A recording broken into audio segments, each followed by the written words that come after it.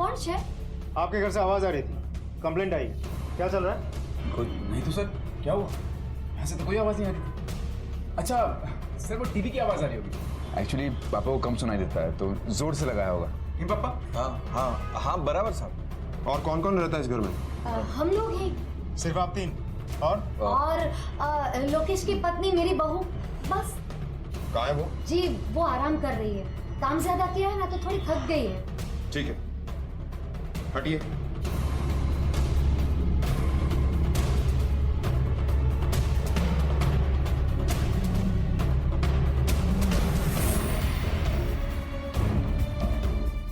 Sir, कहाँ है आपकी बहू? कहीं नहीं दिख रही है। पहले आपके घर से आवाज आती है, फिर आपकी बहू गायब हो जाती है। पुलिस से झूठ बोल रहे हैं आप लोग। नाना साहब, पुलिस से क्या झूठ बोलना, दरअसल वो लापता है। समाज में हमारी बदनामी ना हो इसलिए। आपकी बहू लापता है और आपने पुलिस स्टेशन में कंप्लेंट भी नहीं की, क्यों?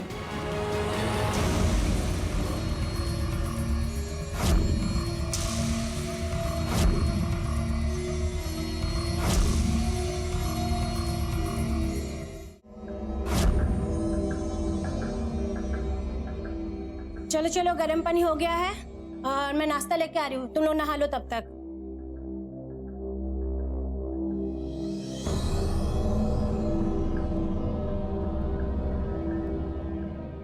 मीरा, काय करती? और तू बार बार ये बाहर क्यों देख रही है? देख, तू भागना भागना मत। ये किस तरीके के लोग हैं मालूम है ना तेरे को? मैं छोड़ूंगी नहीं इन लोगों को।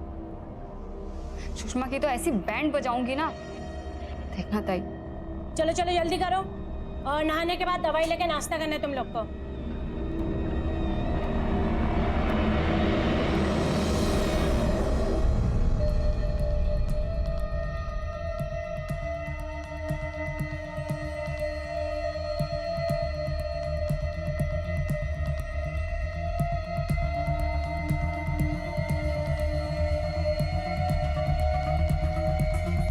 सर, एक नहीं 2-3 खबरियों ने ये टिप दी है कि सुषमा को फिर से शहर में देखा गया है।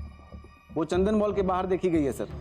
वांटेड होने के बावजूद अंडरग्राउंड जाके उसे कितना टाइम हुआ होगा? कुछ 2 महीने हुए हैं सर। शहर में अगर लौटी होगी तो अपने घर पक्का गई होगी या अपनी फैमिली को तो कांटेक्ट जरूर किया होगा। पागले, चलो पता लगाते हैं।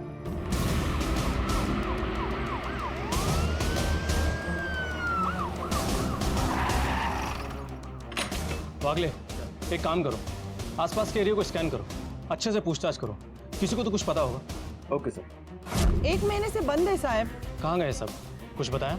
बता कर तो नहीं गए साहब। वो लोग किसी से बात करते किधर थे साहब? नहीं है, ये भी 1-2 हफ्ते बाद ही पता चला। पेपर वाले ने बताया कि कोई पेपर नहीं ले रहा, तब पता चला साहब। आप वो गैराज क्यों नहीं जाते जहाँ लीला काम करता है? साहब, जैसे लीला की बेबी ऑफ हो गई है तब से वो काम पे आया नहीं है और ना उनके घर वालों को देखा। आसपास के सभी गैराज में चेक करना पड़ेगा हमको। ये नीला एक ना एक में तो जरूर मिलेगा। और हाँ, खबरियों को भी अलर्ट करना पड़ेगा, खास करके उन एरियाज में जहाँ सुषमा को देखा गया था, वहाँ पर भी पता लगाना है। Okay sir. हमें सचमुच में मालूम नहीं कि वो कहाँ है, कैसे निकली। आखिरी बार कब देखा था उसे? कल रात को सोने का टाइम हुआ तो हम सब अपने अपने कमरे में चले गए, वो भी चली गई। सुबह उठ के देखा तो वो नहीं थी। क्यों? आप अपनी पत्नी के साथ एक कमरे में नहीं सोते? नफरत है उसे मुझसे। क्यों?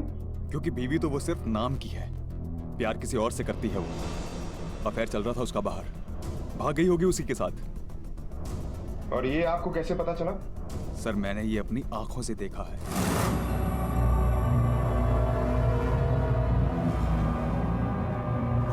जब आपको पहले से पता था तो फिर आप रुके क्यों रहे?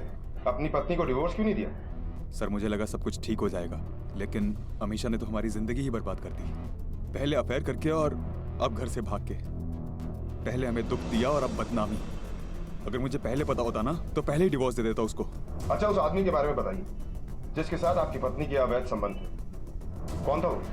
क्या नाम था उसका? नहीं पता साहब।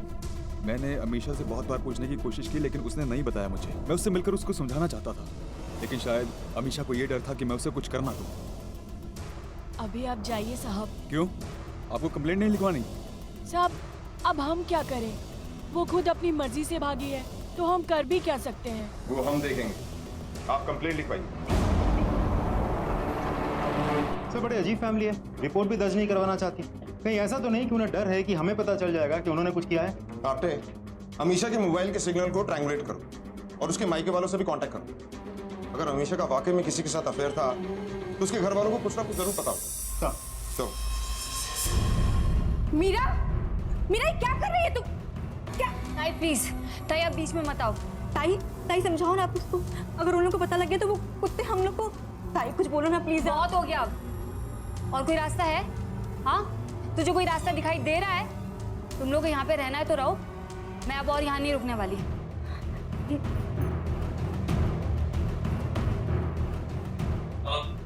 हेलो, अच्छा कौन? अब अपनी बहू की आवाज भी नहीं पहचान में आ रही है? हाँ, ये सब आप लोग जो कर रहे हैं ना वो सही नहीं है, इलीगल है, अपराध है। देखो मैं बोल रही हूँ, अभी यहाँ पर आओ और मुझे वापस लेकर जाओ, नहीं तो देखना मैं क्या। हेलो हेलो हेलो,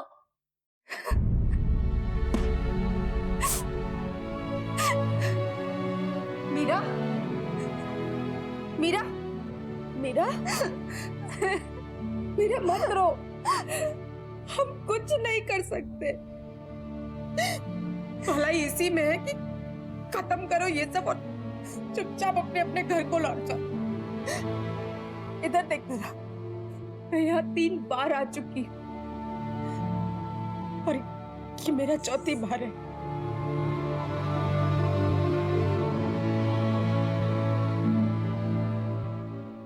खबरियों से भी कोई टिप्स नहीं मिली। ये सुषमा कहीं गायब तो नहीं हो गई? हो सकता है सर। उस गाड़ी पे कोई अपडेट? आरटीओ से टच में है सर, लेकिन अब तक कुछ अपडेट नहीं मिला। सर, सुषमा को लेकर कोई खबर? नहीं सर, कोई खबर नहीं। साहब, मेरे पास गैरेज का एड्रेस है जो शहर के बाहर है, वहाँ आपको नीले मिलेगा, सुषमा का बेटा।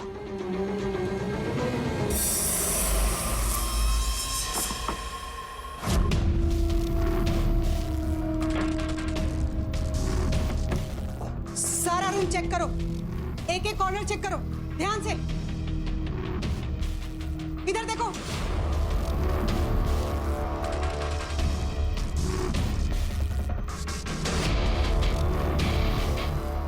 ये देखिए मैडम, गोलियां। मैडम ये कौन?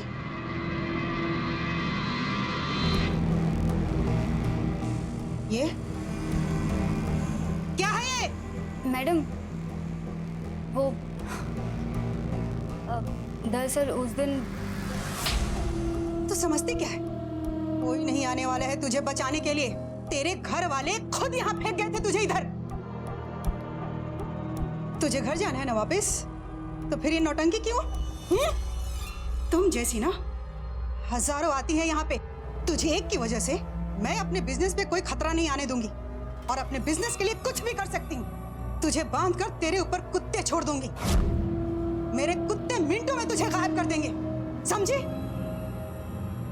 इधर आ। तेरा फोन है ये? मैडम, दोबारा ऐसी गलती की ना तो यहां से आउट कर दूंगी, और यहीं से नहीं दुनिया से आउट कर दूंगी। नजर रखो इन तीनों पे।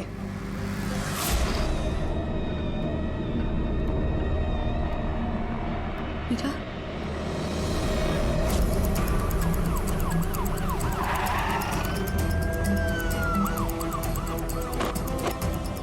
ये गैराज किसका है? साहब मेरा है। क्या हुआ साहब? ये नीले यही काम करता है ना? हाँ साहब। कहाँ है वो? कुछ समय पहले काम करता था लेकिन अब नहीं करता, वो काम छोड़ के चला गया साहब। रुक जा!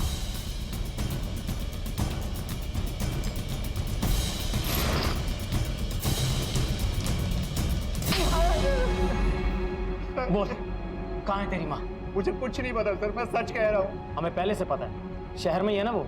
मुझे तो मेरी माँ ने कांटेक्ट भी नहीं किया। तो फिर तो हमें देख के भागा क्यों? और क्या करता सर, पिछली बार जो सब कुछ हुआ, ऊपर से मेरी बीवी और अलग से माँ। देख नीले, तेरी बीवी तो मर गई है, बुरा हुआ है, लेकिन तेरी माँ अब भी आजाद घूम रही, तेरी बीवी को मरवा के। अगर कुछ पता है तो बता दे। तेरी बीवी के मर्डर के लिए तुझे इंसाफ नहीं चाहिए? सर मुझे अब एक ही चीज चाहिए, मेरे दोनों बच्चे, वो भी जिंदा और सही सलामत।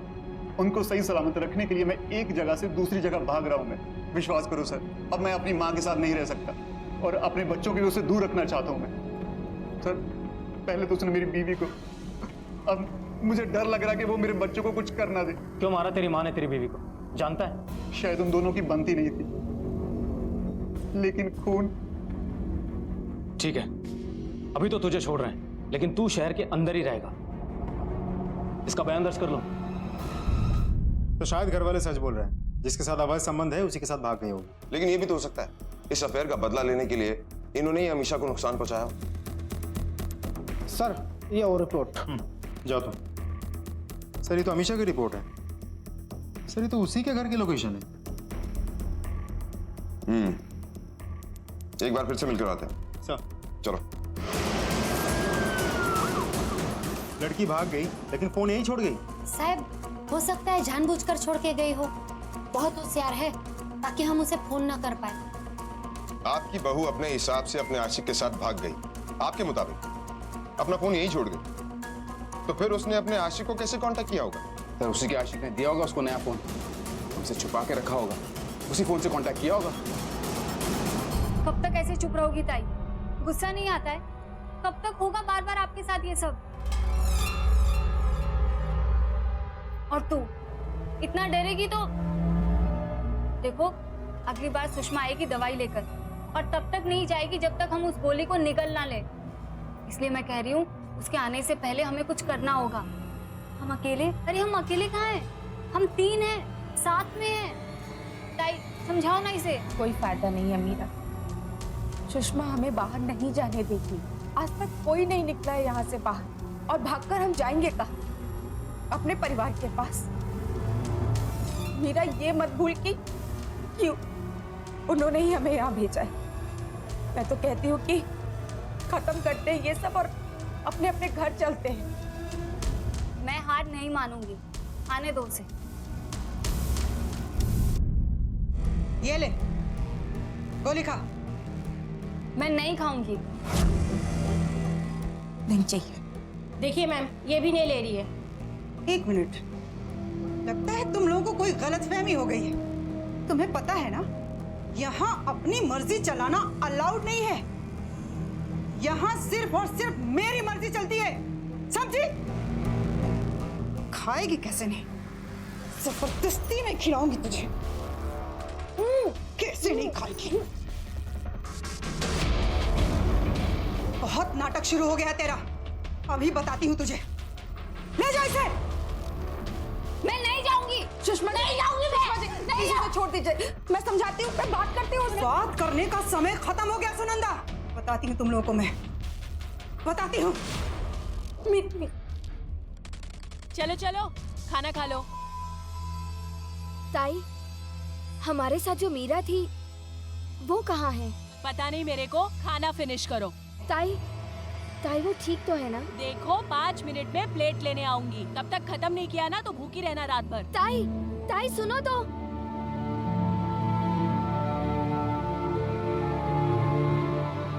ताई, मीरा ठीक तो होगी ना? गैराज मैकेनिक के अनुसार कुछ महीने पहले कोई हादसा हुआ था। क्या था वो हादसा? क्या सुषमा फिर से किसी अपराध को अंजाम देने के इरादे से लौटी थी? और अगर हाँ, तो क्या वानी, मीरा और उनके साथ नजरबंद औरतों की जान अब खतरे में थी? मुझे लगता है कि नीले सच बोल रहे हैं, क्योंकि ना ही तो नीले ने किसी अननोन नंबर पे कॉल किया है और ना ही नीले के पास में किसी अननोन नंबर से कॉल आया है। मुझे लगता है कि नीले सुषमा के कांटेक्ट में है ही नहीं, लेकिन मिलने के और भी तो तरीके हो सकते हैं। तो अगले एक काम करो, इस नीले पर नजर रखो। Okay sir.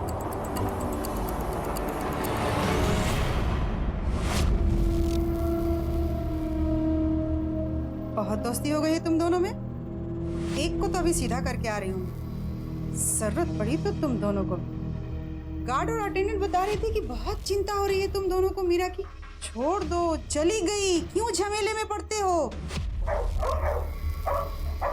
ये आवाज सुनाई दे रही है? कुत्तों का लीडर है ये। काट ले तो दांत कितने बड़े की हड्डियों में घुस जाए। बहुत खतरनाक है ये, बहुत खतरनाक। गोली ला। खा लो, लो लो, जल्दी से खा लो। पानी दे इसे।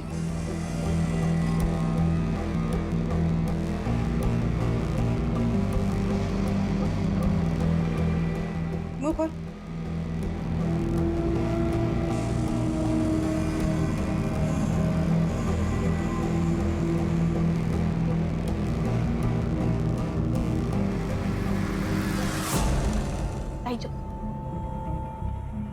वानी,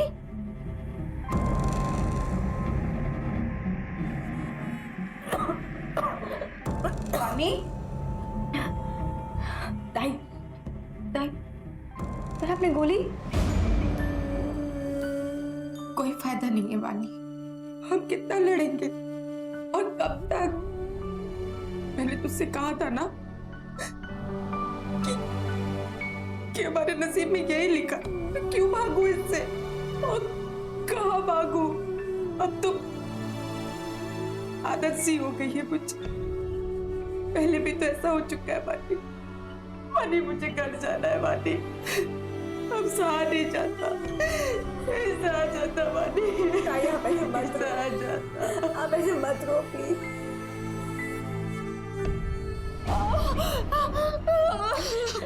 मुझे बहुत ठीक हो जाएगा। शांत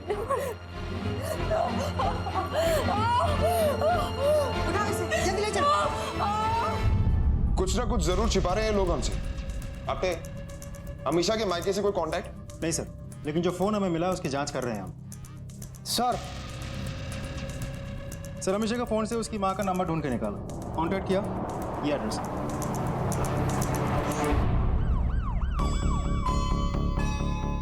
मुझे अमीशा के बारे में कुछ नहीं पता साहिब।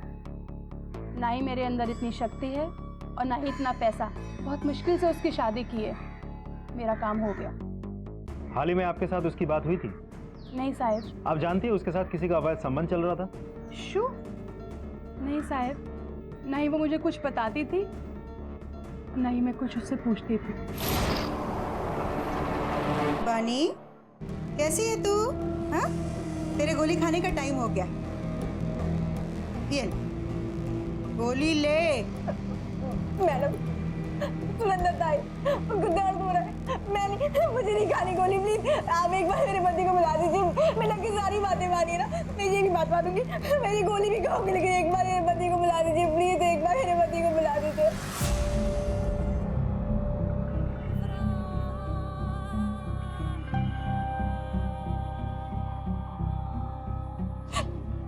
क्या हुआ? इतना अर्जेंटली क्यों मुझे बुलाया? हस्बैंड, मुझे यहाँ से लेके चलिए। मुझे यहाँ पे नहीं रहना, प्लीज मुझे घर लेकर चलिए प्लीज। इसके लिए तुमने मुझको बुलाया? और पागल हो गई हो क्या? दूसरा काम नहीं है मेरे पास? मुझे यहाँ पे नहीं रहना है, मुझे प्लीज घर लेके चलिए। आपको नहीं पता यहाँ पे क्या क्या होता है। मुझे घर जाना है, मुझे घर जाना है। जिद मत करो, ज्यादा मत सोचो। 2-3 दिन की बात है, सब खत्म हो जाएगा। मैं खुद तुम्हें घर ले चलूंगा, ठीक है? नहीं, मुझे घर जाना। आप भी जाना। जिद मत करो वानी।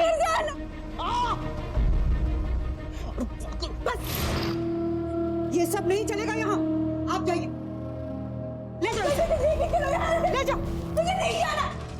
सुषमा जी, प्लीज जल्दी खत्म कर दीजिए, ताकि आपकी भी जान छूटे और मेरी। करती हूँ। यही अमीशा। माँ, मैंने इसको बोला था, अगर मेरी बात मान लेती ना तो ये नहीं होता।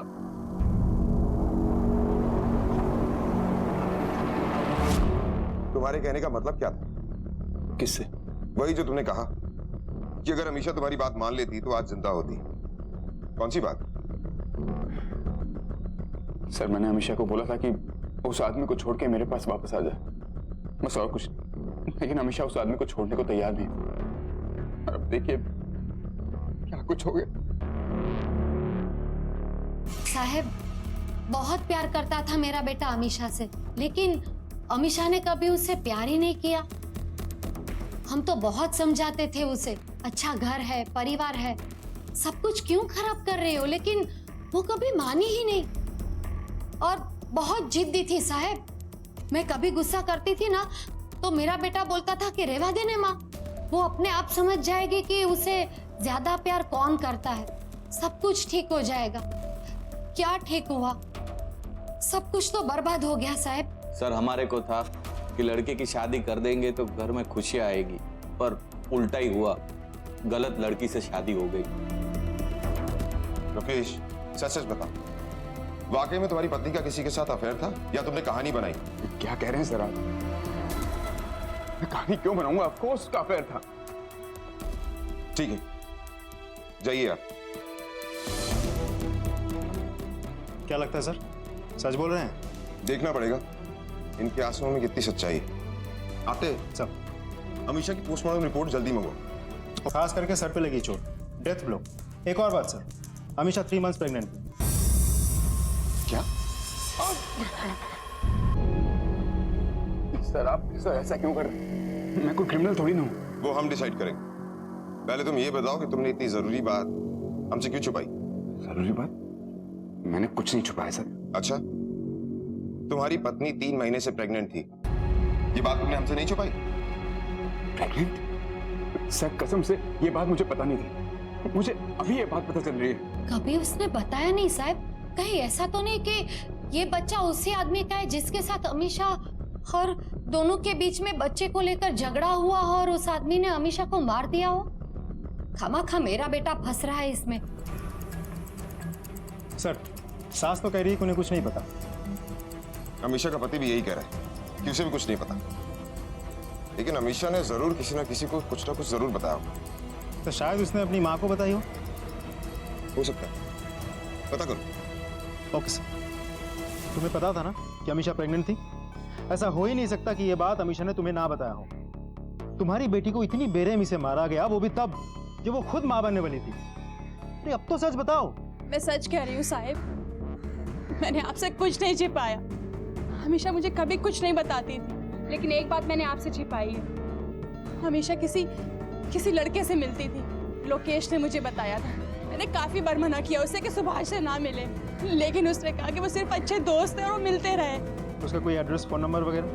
नहीं साहिब। हाँ, लेकिन वो किसी दुकान का मालिक है, किसी होटल का जहाँ कॉफी मिलती है। कैफे? हाँ भाई। कहाँ है ये कैफे? हाँ सर, कॉलेज में साथ थे हम दोनों, फिर उसकी शादी हो गई, फिर कांटेक्ट भी टूट गया। झूठ बोल रहे हो? नहीं सर। जो जानते हो सच सच यही बता दो, वरना हवालात में ले जाएंगे और डंडे मार मार के उगलवाएंगे तुमसे। क्या हुआ सर?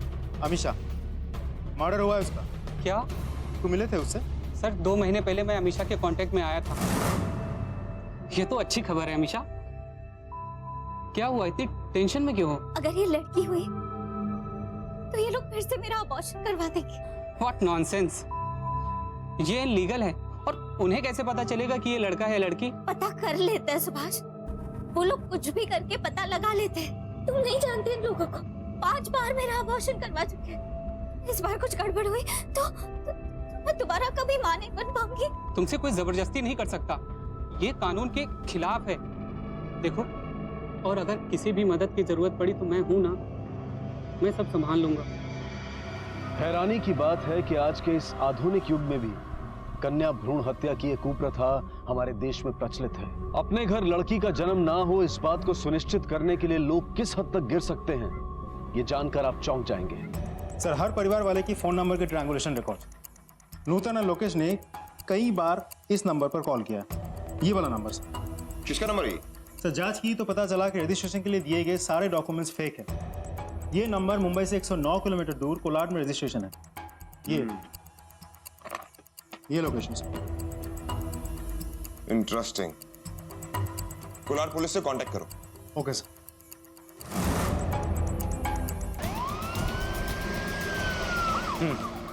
ये मामला तो काफी सीरियस है, लेकिन आपने जो हमें लोकेशन बताई है वो हमारे पुलिस स्टेशन से काफी दूर है, इंटीरियर में। जितनी जल्दी हो सके आप एक टीम रेडी कीजिए। हम रास्ते में ही है, करीब 40 किलोमीटर दूर है। ठीक है, आपके पहुंचने तक मैं बैकअप अरेंज करवाता हूँ और टीम को मिलकर साथ में ब्रीफ करेंगे। ओके, तेज चलो।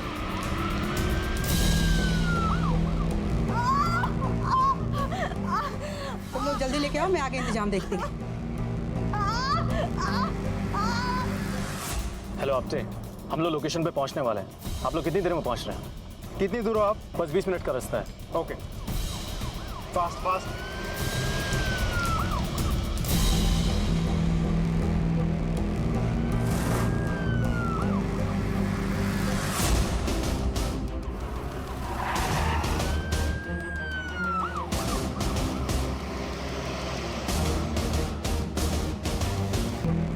कैप्टन हम लोकेशन पे पहुंच गए हैं। आप कहाँ पर हैं?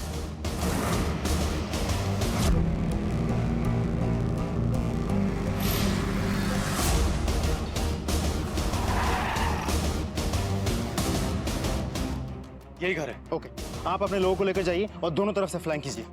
भोसले पीछे देखो, अगर कोई एग्जिट है तो इमीडिएटली ब्लॉक करो। चलिए।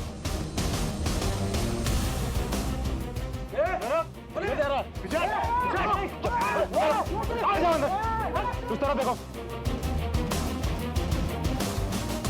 यहाँ तो कुछ नहीं मिला। यहाँ देखते हैं।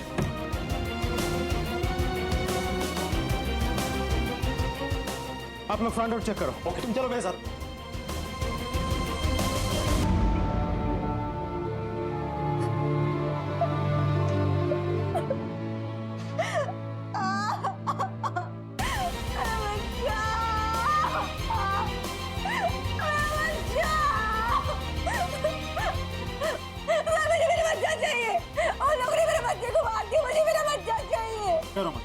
डरो मत, तुम्हें कुछ नहीं होगा, तुम खतरे में नहीं हो। एम्बुलेंस बुलाइए जल्दी। नाम क्या है तुम्हारा?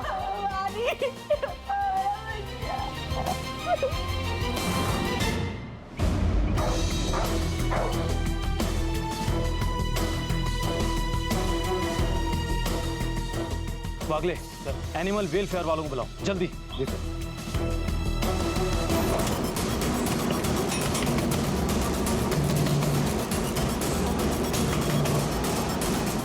तोड़ दो।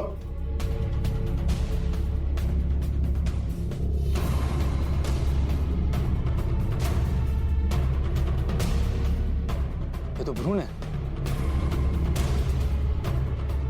वागले, इन हड्डियों और मांस को टेस्टिंग के लिए भेजो।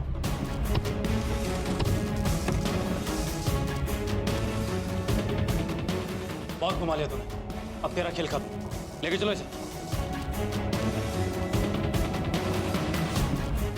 फाइल चेक करो।